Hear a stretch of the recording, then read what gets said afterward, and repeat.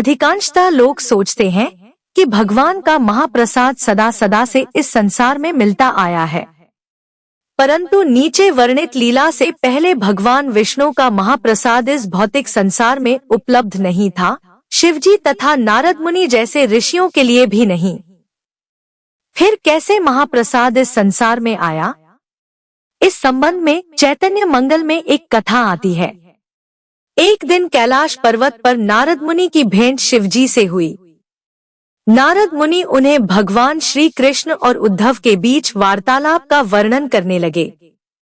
इस चर्चा में उद्धव भगवान के महाप्रसाद की महिमा गान करते हुए कहते हैं, हे भगवान, आपकी महाप्रसादी माला, सुगंधित तेल, वस्त्रों और आभूषणों और आपके उच्छिष्ट भोजन की स्वीकार करने से आपके भक्त आपकी माया शक्ति पर विजय प्राप्त कर लेते हैं।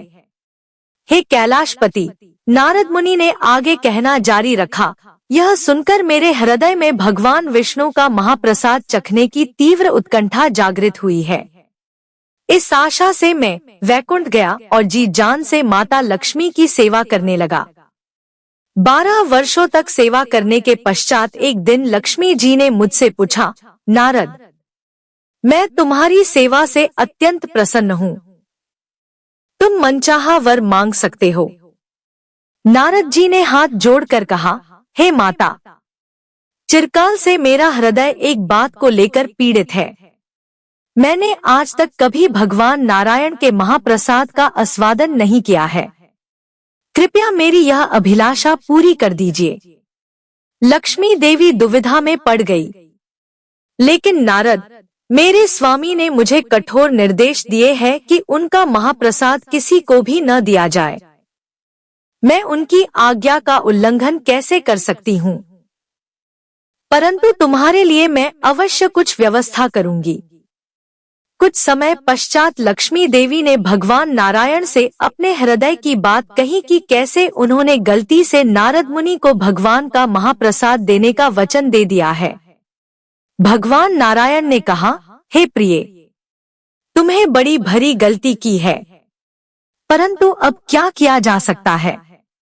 तुम नारद मुनि को मेरा महाप्रसाद दे सकती हो, परंतु मेरी अनुपस्थिति में। इसीलिए भक्तों को भी प्रसाद कभी भी अर्चा विग्रह के सामने बैठकर ग्रहण नहीं करना चाहिए। नारद मुनि ने आगे कहा, हे महादेव, आप विश्वास नहीं करेंगे, महाप्रसाद के मात्र स्पर्श से मेरा तेज और आध्यात्मिक शक्ति 100 गुना बढ़ गई। मैं दिव्य भाव का अनुभव करने लगा और सुनाने यहाँ आया हूँ। हे नारद, निश्चित ही तुम्हारा तेज अलौकिक है, परंतु तुमने ऐसे दुर्लभ महाप्रसाद का एक कण भी मेरे लिए नहीं रखा। लज्जित होकर नारद मुनि ने अपना सर झुका लिया, परंतु अभी उन्हें स्मरण हुआ कि उनके पास अभी भी थोड़ा महाप्रसाद बचा हुआ है। उन्होंने तुरंत उसे महादेव को दिया, जिसे उन्होंने अत्यंत सम्मानपूर्वक स्वीकार कर लिया। उसे लेते ही शिवजी कृष्ण प्रेम में मदोन्मत्त होकर नृत्य करने लगे। उनकी थिरकन से पृथ्वी कंपायमान होने लगी और संपूर्ण ब्रह्मांड में खतरा महसूस किया जाने लगा। तब भयभीत होकर माता पृथ्वी देवी पार्वती से महादेव को शांत करने का निवेदन करती है। जैसे तैसे माता पार्वती ने शिवजी को शांत किया और फिर उनसे इस उन्मत्त नृत्य करने का कारण जानना चाहा तो शिवजी ने कहा, देवी, मेरे सौभाग्य की बात सुनो, और सारा वृतांत सुना दिया और अंत में बोले, आज भगवान का महाप्रसाद प्राप्त करके मैं उन्मत्त हो गया, यही मेरे असामान्य भाव और तेज का कारण है।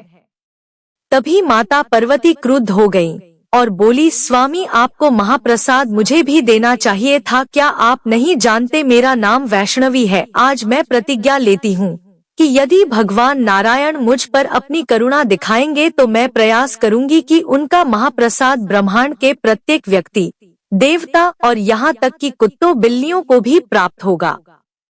आश्चर्यजनक रूप से उसी क्षण भगवान विष्णु माता पार्वती के वचन की रक्षा हेतु वहां तत्क्षण प्रकट हुए और बोले, हे देवी पार्वती, तुम सदैव मेरी भक्ति में संलग्न रहती हो। उमा और महादेव मेरे शरीर से अभिन्न हो। मैं तुम्हें वचन देता हूँ कि मैं स्वयं तुम्हारी प्रतिज्ञा को पूर्ण करूँगा और पुरुषोत्तम क्षेत्र जगन्नाथपुरी में प्रकट होऊंगा और ब्रह्मांड में प्रत्येक जीव को अपना महाप्रसाद प्रदान करूँगा। आज भी जगन्नाथपुरी में भगवान जगन्नाथ को भोग लगाने के पश्चात सर्वप्रथम प्रसाद विमला देवी माता पार्वती के मंदिर में अर्पित किया जाता है। जगन्नाथ का भात जगत पसारे हाथ। एक बार तुलसीदास जी महाराज को किसी ने बताया कि जगन्नाथ जी में तो साक्षात भगवान ही दर्शन देते हैं। बस फिर क्या था सुनकर तुलसीदास जी महाराज तो बहुत ही प्रसन्न हुए और अपने इष्टदेव का दर्शन करने श्री जगन्नाथपुरी को चल दिए। महीनों की कठिन और थका देने वाली यात्रा के उपरांत जब वह जगन्नाथपुरी पहुँचे तो मंदिर में भक्तों की भीड़ देखकर प्रसन्न मन से अंदर प्रविष्ट हुए। जगन्नाथ जी का दर्शन करते ही उन्हें बड़ा धक्का सा लगा। वह निराश हो गए और विचार किया कि यह हस्तपादविहीन देव हमारे जगत में सबसे सुंदर नेत्रों को सुख देने वाले मेरे इष्ट श्री राम नहीं हो सकते। इस प्रकार दुखी मन से बाहर निकलकर दूर एक वृक्ष के तले बैठ गए। सोचा कि इतनी दूर आना व्यर्थ हुआ। क्या गोलाकार नेत्रों वाला हस्तपादविहीन दारुदेव मेरा राम हो सकता है? कदापि नहीं। रात्रि हो गई। थके मांदे भूखे प्यासे तुलसी का अंग टूट रहा था। अचानक एक आहट हुई। वे ध्यान से सुनने लगे। अरे बाबा, तुलसीदास कौन है? एक बालक हाथों में थाली लिए पुकार रहा था। तुलसीदास ने सोचा साथ आए लोगों में से शायद किसी ने पुजारियों को बता दिया होगा कि तुलसीदास जी भी दर्शन करने को आए हैं, इसलिए उन्होंने प्रसाद भेज दिया होगा। तुलसीदास उठते हुए बोले, हाँ भाई, मैं ही हूँ तुलसीदास। बालक ने कहा, अरे आप यहाँ हैं, मैं बड़ी देर से आपको खोज रहा हूँ। बालक ने कहा, लीजिए, जगन्नाथ जी ने आपके लिए प्रसाद भेजा है। तुलसीदास बोले, भैया कृपा करके इसे वापस ले जाया। बालक ने कहा, आश्चर्य की बात है, जगन्नाथ का भात जगत पसारे हाथ और वह भी स्वयं महाप्रभु ने भेजा और आप अस्वीकार कर रहे हैं, कारण? तुलसीदास बोले, अरे भाई, मैं बिना अपने इष्ट को भोग लगाए कुछ ग्रहण नहीं करता। फिर यह जगन्नाथ का जूठा प्रसाद जिसे मैं अपने इष्ट को समर्पित न कर सकूं, यह मेरे किस काम का? बालक ने मुस्कुराते हुए कहा, अरे बाबा, आपके इष्ट ने ही तो भेजा है। तुलसीदास बोले, यह हस्तपादविहीन दारुमूर्ति मेरा इष्ट नहीं हो सकता। बालक ने कहा कि फिर आपने अपने श्री रामचरितमानस में यह किस रूप का वर्णन किया है? बिनु पद चले सुने बिनु काना, कर बिनु कर्म करे विधि नाना, आनंद रहित सकल रस भोगी, बिनु बानी बक्ता बड़ जोगी।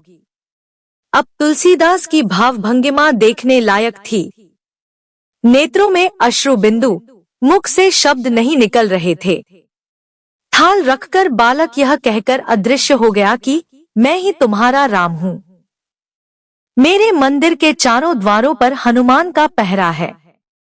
विभीषण नित्य मेरे दर्शन को आता है।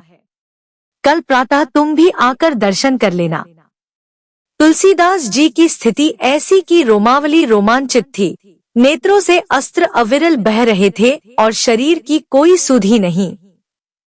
उन्होंने बड़े ही प्रेम से प्रसाद ग्रहण किया।